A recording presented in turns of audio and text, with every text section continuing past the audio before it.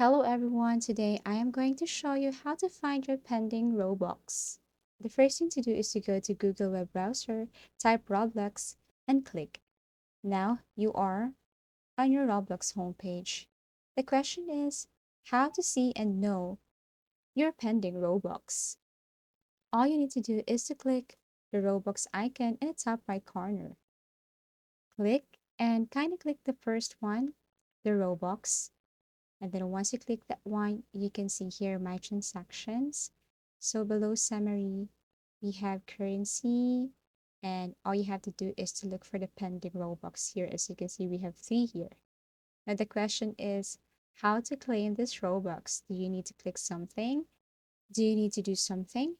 The answer is you just have to wait. As you can see here, you just have to wait for a few days to claim this one. As easy as that. Another thing to note is that you can go to your summary app here, and then in the summary under purchases, you can click sales of goods.